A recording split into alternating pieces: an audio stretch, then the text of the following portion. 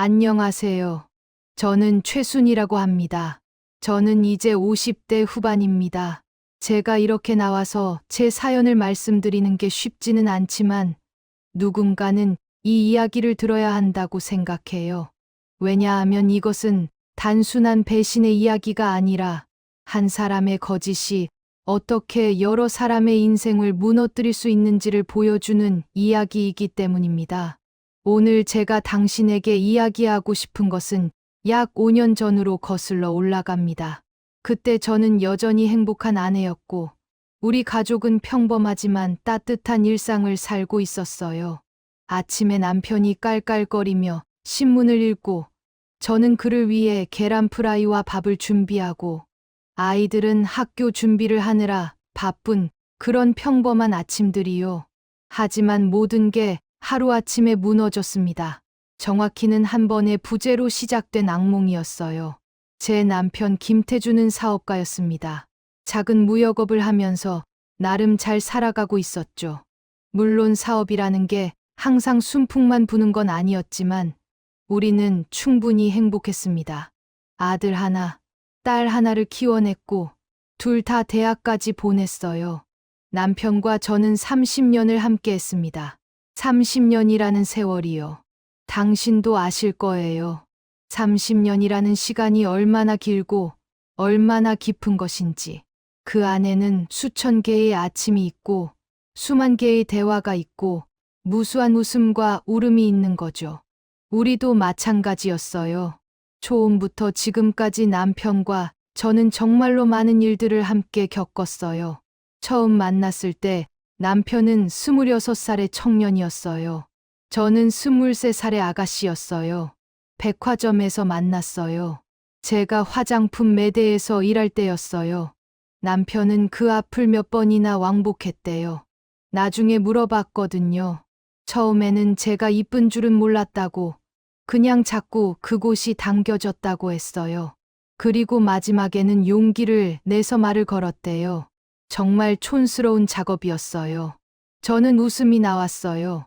그리고 그렇게 웃으면서 우리의 인생이 시작된 거예요. 결혼은 1989년 봄에 했어요. 신혼집은 강남역 근처의 작은 방 2짜리 전세였어요. 지금은 그 동네가 얼마나 비싼지 모르겠지만 당시에는 신혼부부가 간신히 살 수 있는 정도의 가격이었어요. 우리는 그 작은 집에서 정말 행복했어요. 남편이 회사에서 돌아오면 저는 항상 맛있는 밥을 해놓고 기다렸어요. 그리고 남편은 피곤한 몸을 이끌고 와서도 항상 저에게 다정하게 하루 일과를 물어봤어요.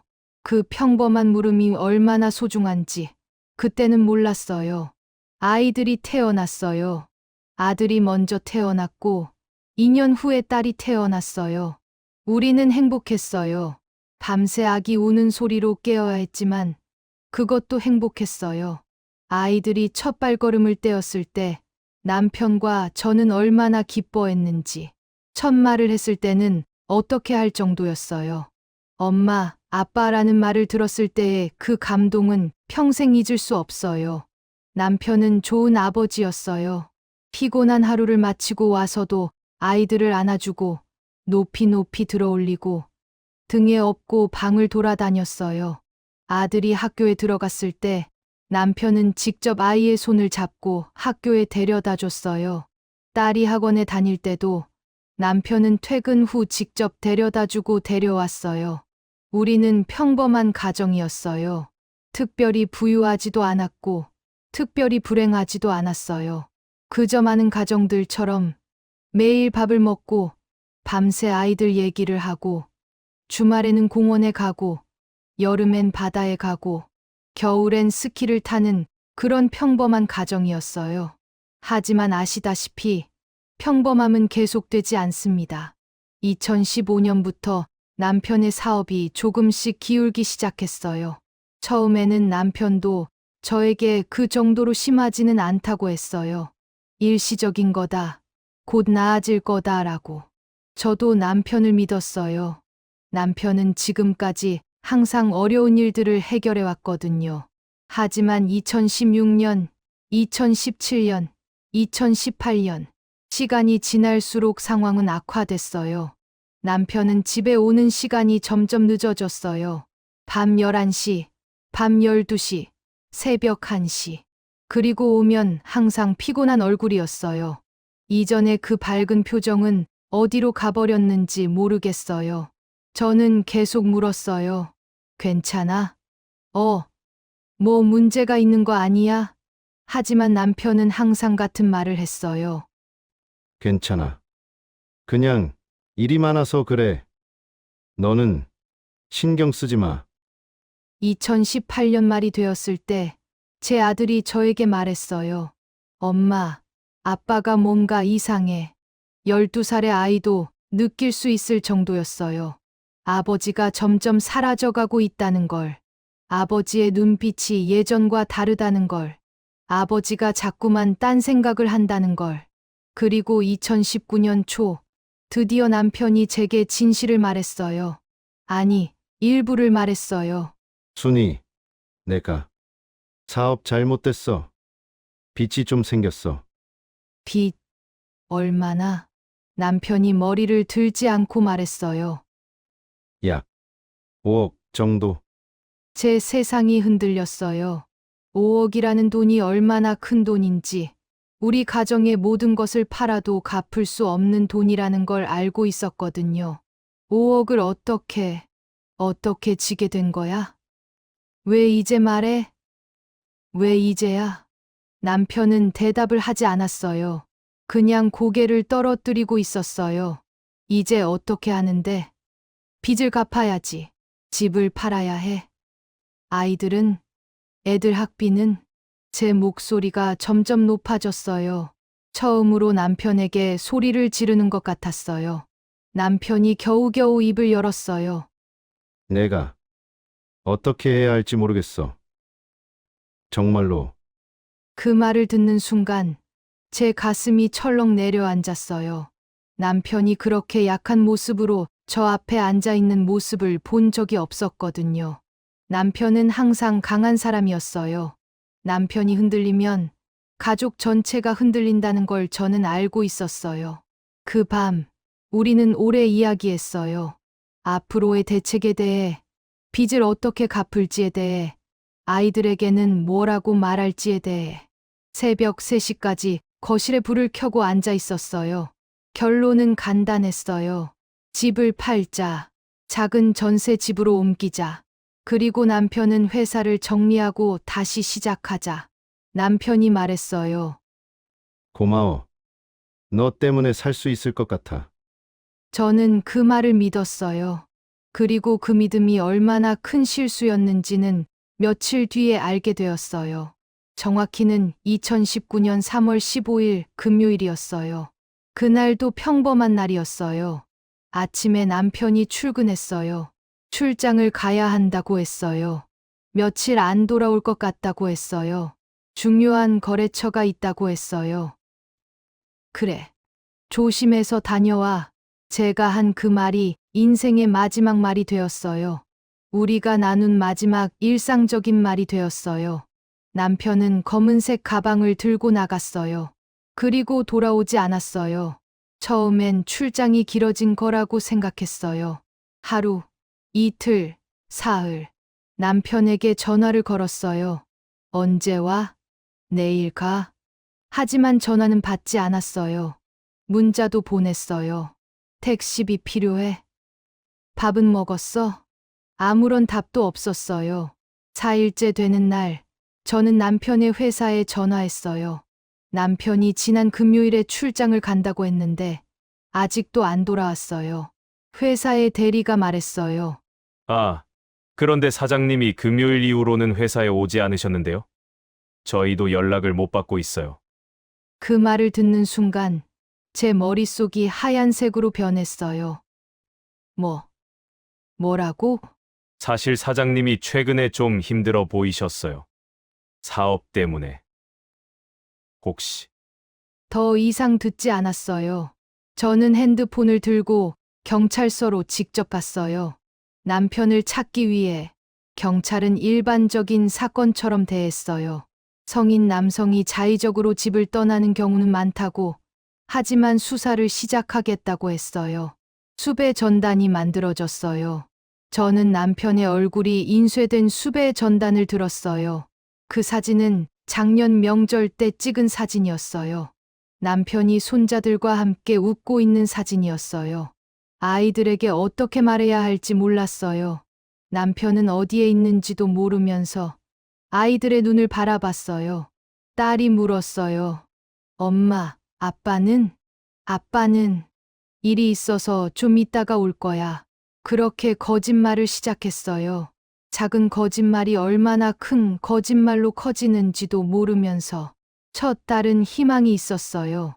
남편이 어디선가 우리를 생각하며 기다리고 있겠지. 곧 돌아올 거야. 이건 악몽일 거야. 저는 매일 밤 남편의 옷을 안고 잤어요. 남편의 향기가 사라질까봐 자주 빨지도 않았어요. 냄새는 점점 희미해졌지만 저는 계속 안고 있었어요. 2달째 되었을 때 저는 남편이 돌아올 것 같지 않다는 걸 깨달았어요. 가슴이 터질 것 같았어요. 하지만 울 수 없었어요. 아이들 때문에. 아들은 학교에서 아버지가 없다는 걸 알아채기 시작했어요. 친구들이 물어봤나 봐요. 너 아빠는? 우리 아빠는 회사에서. 하면서 아들은 그 질문이 나올 때마다 겁을 먹기 시작했어요. 딸은 아버지를 점점 잊어가고 있었어요. 아직 10살이었거든요. 저는 딸에게 아버지의 사진을 자주 보여줬어요. 와, 이게 아빠야. 아빠가 얼마나 멋진 사람인지 봐. 하면서. 하지만 딸은 점점 아버지가 누군지 까먹기 시작했어요. 저는 남편을 찾기 위해 전국을 다녔어요. 목포, 부산, 인천, 대구. 남편이 혹시 거기에 있을지도 모른다는 생각에 경찰이 배포한 수배 전단을 직접 붙이고 다녔어요. 식당, 카페, 버스 정거장, 지하철역. 제 손에 들린 남편의 사진은 점점 해졌어요. 손때가 묻고 접혀지고 구겨졌어요. 그리고 저는 처음 알게 된 거예요. 이 세상이 얼마나 큰지, 한 사람을 찾는 게 얼마나 어려운지. 1년이 지났어요. 경찰의 수색은 일상적인 업무의 하나가 되어버렸고, 저는 생활비를 벌기 위해 일을 시작해야 했어요. 편의점 야간 알바부터 시작했어요. 밤 10시에 출근해서 아침 6시에 나왔어요. 아이들이 학교에 가기 전에 집에 도착해서 아침밥을 차려주고 학교에 보내고 그리고 잠을 자고 또 밤이 되면 편의점으로 나갔어요. 너무 피곤했어요. 신체도 마음도. 하지만 멈출 수 없었어요. 아이들이 배고파하면 안 되니까. 6개월 후에는 식당 주방 일을 시작했어요. 더 많은 돈을 벌기 위해 아침에는 편의점, 저녁에는 식당. 하루에 4시간 정도만 자고 일했어요. 아들은 혼자 학교에 갔어요. 딸은 학원에 다녔어요. 그리고 저는 항상 어딘가에서 일하고 있었어요. 제 친구들은 제게 물었어요. 순이, 너 이러다가 죽어. 좀 쉬어. 하지만 어떻게 쉬겠어요? 돈은 들어오지 않고 아이들의 입은 계속 먹여야 했으니까요. 1년 반이 지났어요. 저는 남편을 찾는 것을 조금씩 포기하기 시작했어요. 아니, 포기했다기보다는 다른 종류의 슬픔으로 바뀌었어요. 남편을 찾을 수 없다는 슬픔이 아니라 남편이 정말로 이 세상을 떠났을지도 모른다는 슬픔으로요. 그리고 2년이 지났어요. 경찰이 저에게 물었어요. 아내분, 생사불명 선고를 신청해 보시겠어요? 법적으로 남편분의 상태를 정확히 하면 보험금도 받을 수 있고 아이들의 앞날도 더 명확해질 것 같은데요. 처음엔 그 제안을 거부했어요. 그건 남편이 정말로 죽었다는 걸 인정하는 것 같았거든요. 하지만 아이들을 생각했을 때 더 이상 미룰 수 없었어요. 2년 반이 되었을 때 저는 법원에 청원을 했습니다. 남편의 생사불명 선고를 신청한 거죠. 이건 정말로 힘든 결정이었어요. 남편이 돌아올 가능성을 스스로 버리는 것 같은 기분이었거든요. 하지만 아이들의 미래를 생각했을 때 더 이상 미룰 수 없었습니다. 법원의 심사는 약 3개월이 걸렸어요. 저는 매일 법원의 전화를 기다렸어요. 그리고 2021년 8월 법원은 최종 판결을 내렸어요. 피청구인 김태주는 2019년 3월 15일을 마지막으로 행방불명된 자로서 현재 생사가 불명확한 상태입니다. 본 법원은 위 사실을 인정하여 피청구인의 생사불명을 선고합니다. 그 판결문을 받았을 때 저는 아무것도 느끼지 못했어요. 마치 내 몸이 아닌 다른 사람의 이야기를 듣는 것 같았어요. 더 이상 남편을 기다릴 수 없었어요.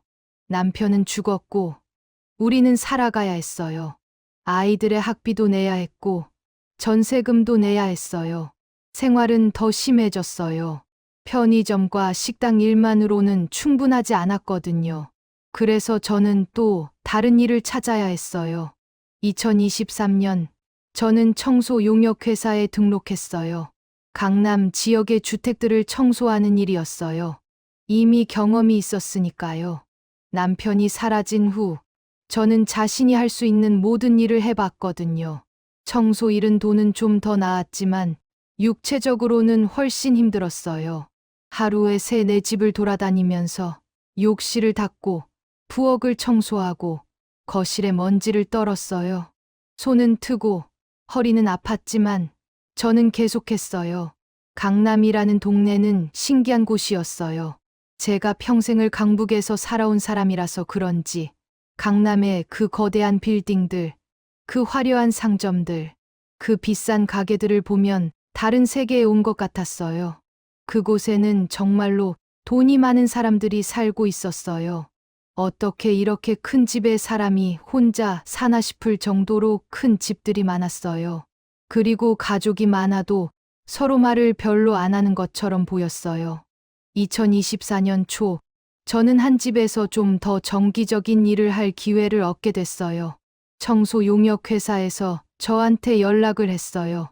최순희님, 한 고객분이 정기적인 가사도우미를 찾고 계시는데 당신을 추천해도 될까요? 가사도우미요? 네, 일주일에 4일, 아침 9시부터 저녁 6시까지 집을 청소하고 밥을 준비하고 그런 일들 말이에요. 시급이 좀 더 나올 거예요. 더 나은 일자리였어요. 고정 수입이 있다는 것만으로도 얼마나 다행인지. 저는 바로 수락했어요. 고용주는 50대 초반의 여자였어요. 한지원이라는 이름의 여자. 미모도 우아하고 말투도 부드러웠어요. 옷도 비싼 옷들을 입고 있었고 액세서리도 정성스러웠어요. 하지만 어딘가 외로워 보였습니다. 그 화려한 외형 뒤에 깊은 외로움이 있는 것처럼요. 안녕하세요. 저는 한지원입니다. 앞으로 잘 부탁합니다. 네, 저는 최순희입니다. 열심히 하겠습니다. 그렇게 우리의 만남이 시작되었어요. 그 집은 정말 컸어요. 강남의 한 주택가에 위치한 3층 주택이었어요. 정원까지 있는 제가 평생 살아본 것 중 가장 큰 집이었어요. 첫날 한지원은 저에게 집을 한 바퀴 보여줬어요. 여기 1층은 거실이고 저쪽이 주방이에요. 2층은 침실이고 3층은 내 방이에요. 책도 많고 일도 많이 해요. 집을 돌아다니면서 저는 한 가지를 깨달았어요. 이 집은 정말로 텅 비어 있다는 것. 가구들은 고급스러웠지만 따뜻함이 없었어요. 마치 전시회장처럼요. 여기 식구가 몇 명인데요? 한지원이 웃었어요. 하지만 그 웃음은 조금 쓸쓸해 보였어요. 저 혼자예요. 사실 남자분이 계신데 요즘 자주 나가 있어서요. 아, 그렇군요. 낯간지럽다는 듯 말하는 태도에서 남편을 지칭하는 게 아니라는 걸 알 수 있었어요. 저는 그게 뭐 큰일인가 싶었어요. 강남 한복판 으리으리한 집에 혼자 살 정도로 재력 있는 여자가 남편 없이 남자친구를 바꿔 댄다고 해도 큰 문제가 없다고 생각했어요. 제 일은 간단했어요. 아침에 출근해서 집을 청소하고 밥을 준비하고 저녁에 나가는 것. 한지원은 항상 친절했어요. 제가 일했던 그 어떤 집의 주인보다 상냥했어요. 제게 새 앞치마를 사줬고 세제도 좋은 제품을 사달라고 했어요. 그리고 음식을 할 때는 아무거나 잘 먹으니 편한 메뉴로 맛있게 준비해 주세요 라고 부탁했어요. 처음 일주일은 모든 게 낯설었어요. 이렇게 큰 집을 어떻게 관리해야 할지도 몰랐고 고용주가 원하는 게 뭔지도 파악이 안 됐거든요. 하지만 며칠 지나면서 저는 그 집의 패턴을 이해하게 되었어요. 한지원은 주로 회사 일로 바빴어요. 아침 일찍 나가서 저녁 늦게 돌아왔어요. 주말에는 거의 집에 있지 않았어요. 혼자라는 걸 피하려고 하는 것처럼 보였어요. 미술관을 가거나 카페에 앉아 있거나 친구들을 만나거나 헬스장을 가거나 뭔가 자기 자신과 마주하는 시간을 피하는 것처럼요. 저는 그 여자를 보면서 생각했어요. 돈이 있어도 외로우면 별 수 없구나. 그렇게 몇 주가 지났어요. 저는 정성스럽게 그 집을 관리했고 한지원은 저에게 감사를 표현했어요. 순희 씨, 정말 잘해주시는데요. 급여 올려드릴게요. 라고 말하면서요. 하지만 그 시간 동안 저는 한지원이 누군지 조금씩 알아가고 있었어요. 그녀는 자신의 부모님으로부터 물려받은 회사를 운영하고 있었어요. 꽤 큰 사업체였어요. 직원도 50명이 넘었고 해외 거래처도 있었어요. 하지만 그 모든 성공에도 불구하고 그녀는 정말로 외로워 보였어요. 그녀의 부모님은 돌아가셨고 결혼도 한 적이 없었어요. 남편은 물론 자식도 없었죠. 가끔씩 그녀의 표정에 깊은 외로움이 스쳐 지나갈 때마다 저는 깨달았어요. 돈이 있어도 성공해도 이렇게 외로운 사람들이 있구나. 그리고 그게 얼마나 슬픈 일인지. 그러던 어느 날 그녀의 핸드폰이 울렸어요. 제가 청소를 하고 있을 때였어요. 어디에요? 아, 내일 모레 온다고요? 네네. 얼른 와요. 처음 보는 표정이었어요. 그 순간만큼은 발그레해진 볼 때문에 제 나이보다 훨씬 어린 소녀처럼 보였어요. 아마 전에 스치듯 말한 그 남자와 전화를 하는 것 같았어요. 민망했는지 한지원은 살짝 웃으며 자리를 피해서 통화를 이어나갔어요. 저런 표정도 할 줄 아는구나. 그때는 참 다행이라고 생각했어요. 언제나 외롭고 쓸쓸해 보이는 여자가 그래도 저렇게 웃을 줄 아는구나. 한 명쯤 맘 기대고 있을 사람은 있구나. 하면서 혼자 안도했어요. 저는 이미 마음 따스하고 친절한 한지원에게 애정을 느끼고 있었거든요. 그날은 조금 특별한 날이었어요. 크리스마스였거든요. 저는 주방에서 한지원을 위한 저녁 식사를 준비하고 있었어요. 아, 그날은 그녀가 신신당부한 날이기도 했어요. 손님이 온다고요. 눈치를 보니 자주 나가 있다던 그 남자가 돌아오는 것 같았어요. 냉동 생연어가 있어서 그걸 소금에 구워주기로 했어요. 깨십도 자르고 간장도 준비하고 있었어요. 그리고 계란말이도 만들기로 했어요. 한지원이 좋아하는 반찬이었거든요. 집의 거실 조명이 따뜻했어요. 오후 해가 거실 창문으로 들어오고 있었어요. 외부의 소음은 적절하게 차단되고 주방의 조용한 소리들만 들렸어요. 냉장고의 윙윙거리는 소리, 먹으로 타이머가 째각째각거리는 소리. 그렇게 평범한 오후였어요. 갑자기 집 현관 문이 열리는 소리가 들렸어요. 익숙하게 비밀번호를 누르는 소리. 시계를 본 저는 깜짝 놀랐어요. 현재 시각은 오후 3시였는데 한지원이 이 시간에 올 리가 없었거든요. 한지원은 주말이든 평일이든 항상 저녁 7시 이후에 돌아왔어요. 회사 일이 많다면서 그 남자가 돌아온 것 같았어요. 한지원이 말했던 요즘 자주 나가 있는 그 남자. 저는 아직까지 그 남자를 본 적이 없었어요. 5주를 일하면서도 한 번도. 저는 주방에서 나와서 현관으로 가려고 했어요. 인사를 해야 하니까 이 집의 고객인 그 남자에게. 하지만 그 남자가 주방으로 들어오는 순간 저는 발걸음을 멈췄어요. 제 손이 떨렸어요. 손에 들고 있던 식칼이 흔들렸어요.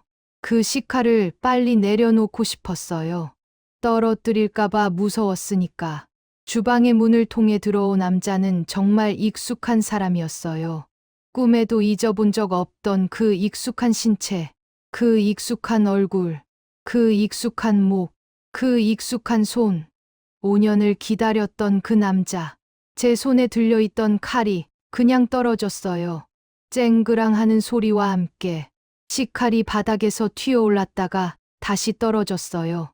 그 소리가 얼마나 크게 들렸는지 마치 세상이 무너지는 소리처럼 들렸어요.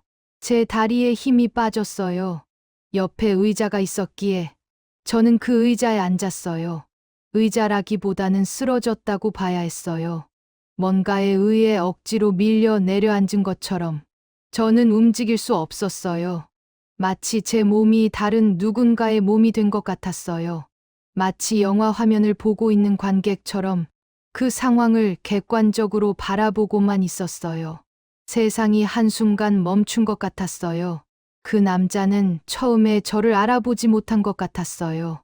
그냥 주방에 누군가 앉아 있다고만 생각했나 봐요. 하지만 제가 바닥에 앉아 있는 것을 보고는 발걸음을 멈췄어요. 그리고 그 얼굴이 창백해졌어요. 마치 유령을 본 것처럼. 그 사람은 저한테 이미 유령이었어요. 죽었던 사람이었으니까요. 법적으로, 장례식으로, 우리 모두의 마음으로. 그 남자가 말했어요. 목소리가 떨리면서. 순이. 제 이름을 부르는 그 목소리. 30년을 함께하면서 수천 번은 들었던 그 목소리. 아침마다, 저녁마다, 비 오는 날도, 맑은 날도, 병들었을 때도, 건강할 때도 들었던 그 목소리. 그 목소리가 절대로 다시 들을 수 없을 거라고 생각했던 그 목소리. 내 귀가 맞나 싶었어요. 내 귀가 그토록 그리워하던 그 목소리를 들었어요. 저는 천천히 고개를 들었어요. 마치 꿈에서 깨어나듯이. 아니, 꿈에서 깨어나기를 원했어요. 이게 악몽이기를 원했어요. 그 남자가 거기 있었어요. 5년 전 그대로. 아니, 오히려 더 건강해 보였어요. 피부는 밝았고, 얼굴은 통통했고, 눈에는 생기가 있었어요. 마치 완벽하게 회복한 사람처럼. 내가 미쳐가는 건가 싶었어요. 이건 현실이 아니라고 생각했어요. 5년 동안 기다린 남자가 갑자기 나타나니까요. 환각을 보는 건가 싶었어요. 일을 하다가 정신이 나간 건가 싶었어요. 아니면 이건 꿈인가?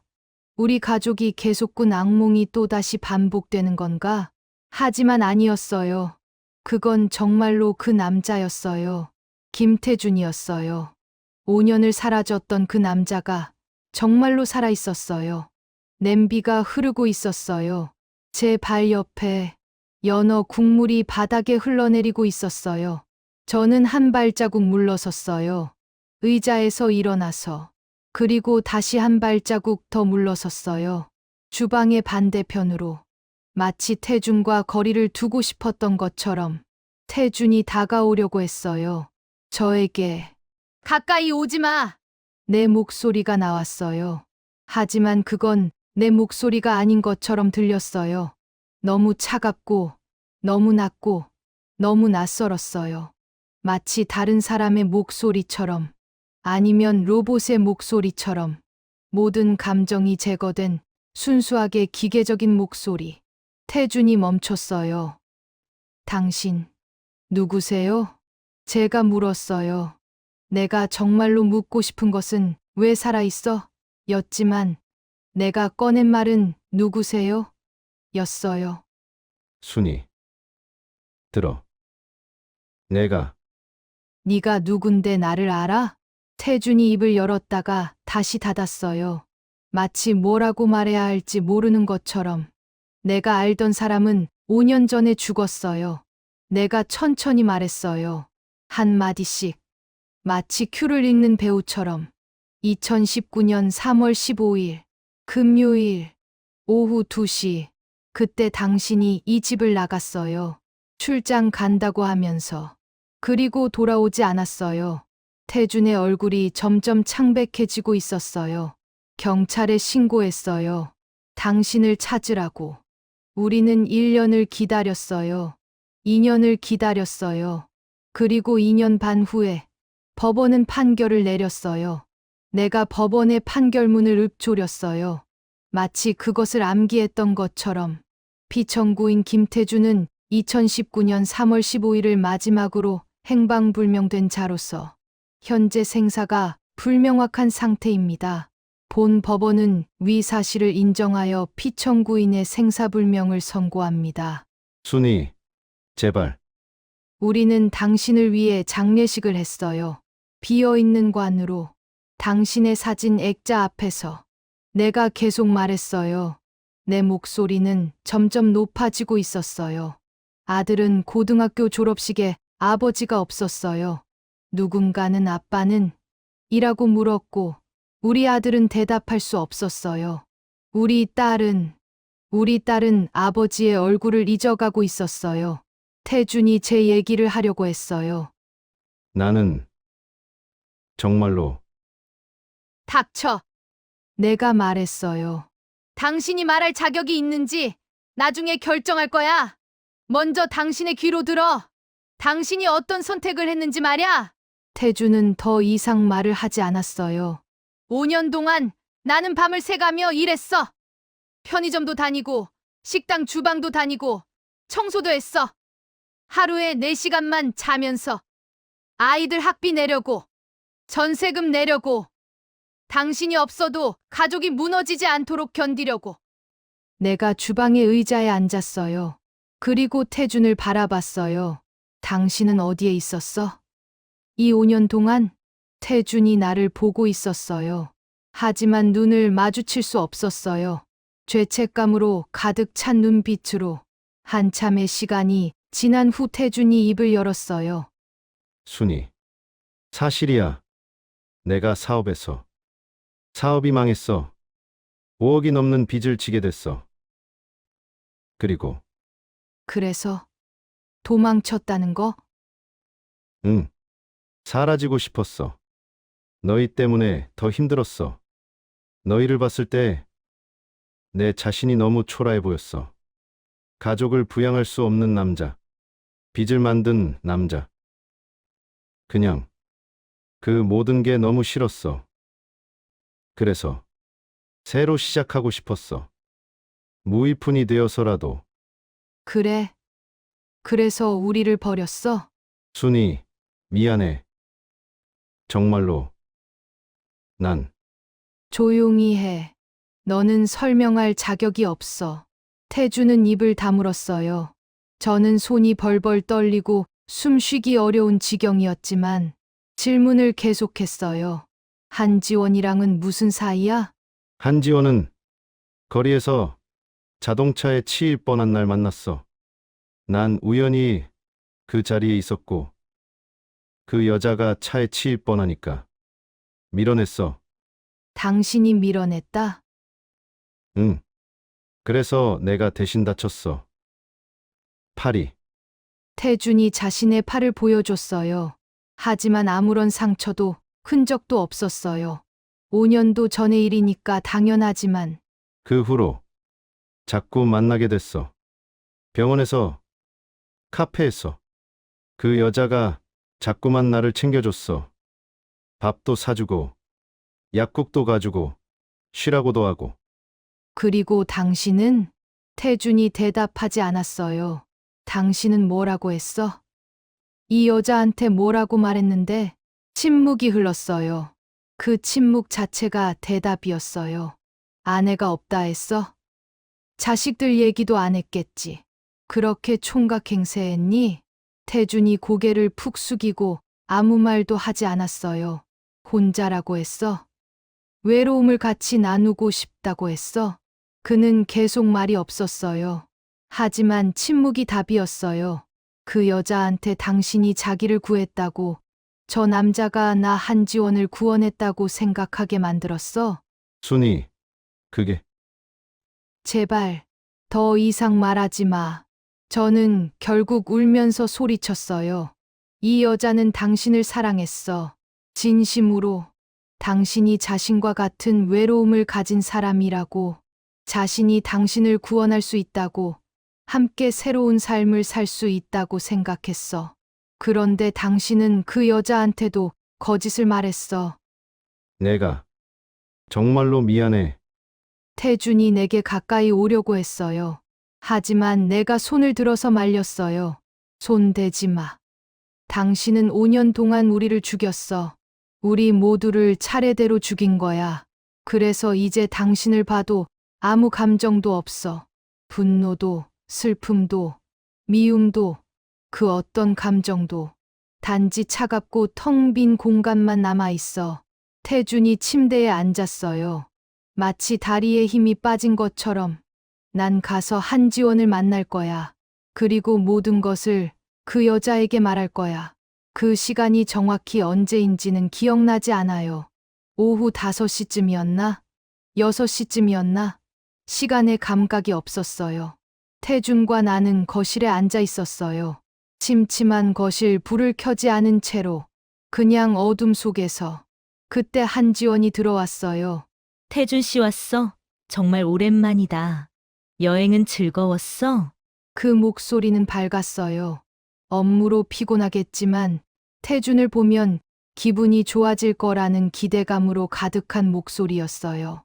한지원이 거실 불을 켰어요. 밝은 불이 거실을 가득 채웠어요. 그리고 그녀는 나를 봤어요. 순희 씨, 한지원의 목소리가 흔들렸어요. 왜 아직 퇴근 안 하셨어요? 왜 둘이 앉아 계세요? 태준과 나는 말을 하지 않았어요. 그냥 그 여자를 봤어요. 한지원이 우리 둘을 번갈아 가며 봤어요. 어떤 상황인지 파악하려고 하는 얼굴로. 아, 서로 처음 보겠구나. 태준 씨, 이쪽은 새로 구한 도우미 분이셔. 이름은 최순희 씨, 순희 씨, 그리고 이쪽은 저는 그녀의 말을 가로막고 말했어요. 사모님, 잠깐 여기 앉으시겠어요? 한지원이 소파에 앉았어요. 불안한 표정으로. 제가 말씀드리고 싶은 게 있어서 남아 있었어요. 네, 무슨 일이세요? 지원 씨가 이 남자를 얼마나 좋아하는지, 당신 마음 속에 얼마나 깊은 외로움이 있는지, 저 다 알고 있어요. 갑자기 선을 넘는 사적인 제 말에 한지원이 경계의 눈빛을 보내기 시작했어요. 저는 천천히 고개를 들었어요. 마치 꿈에서 깨어나듯이. 저는 천천히 일어나섰어요. 그리고 그 여자를 똑바로 봤어요. 이 남자, 이 사람이 한 말 다 거짓말이에요. 거짓. 뭐가? 한지원의 눈빛이 떨렸어요. 이 사람은 아내도 자식도 없다고 했죠. 자기도 혼자라고 했죠. 당신과 같이 외로운 사람이라고, 그 외로움을 나누고 싶다고 했죠. 그 다음에 자기가 당신을 구했다고 했죠. 한지원의 얼굴이 점점 창백해지고 있었어요. 제 남편입니다. 이 사람은 뭐라고? 30년을 저와 함께 했던 사람이에요. 우리는 2명의 자식이 있었어요. 그리고 이 남자는 사업 실패를 피하기 위해 사라졌어요. 행방불명됐어요. 행방불명? 네. 5년 전, 2019년 3월 15일에 한지원이 태준을 봤어요. 태준은 아무 말도 하지 않았어요. 아무 변명도 하지 않았어요. 단지 바닥을 보고 있을 뿐이었어요. 우리는 경찰에 신고했어요. 법원에서 생사불명 선고를 받았어요. 그리고 장례를 치렀어요. 우리 아이들이 아버지를 잃었다고 생각했어요. 정말로 죽었다고 생각했어요. 한지원이 의자에 앉았어요. 마치 다리에 힘이 빠진 것처럼. 5년 동안 우리는 얼마나 힘들었는지 알아요? 아들은 고등학교 졸업식에 아버지가 없었어요. 딸은 아버지의 얼굴을 잊어가고 있었어요. 그리고 저는 낮과 밤을 구분 못하면서 일했어요. 아이들을 키우기 위해. 이건 뭐지? 태준, 뭐라고 하는 거야? 그리고 당신도 거짓을 당했어요. 이 남자가 당신을 사랑한 게 아니에요. 당신의 돈을 좋아한 거예요.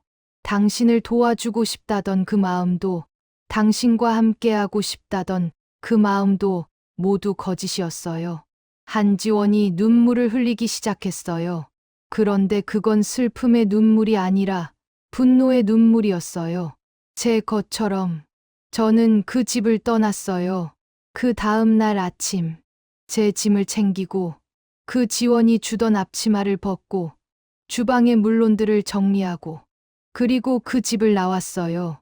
한지원은 그날 밤을 태준과 함께 보내지 않았어요. 저는 나중에 알았지만 그녀는 호텔에 짐을 풀고 머물렀대요.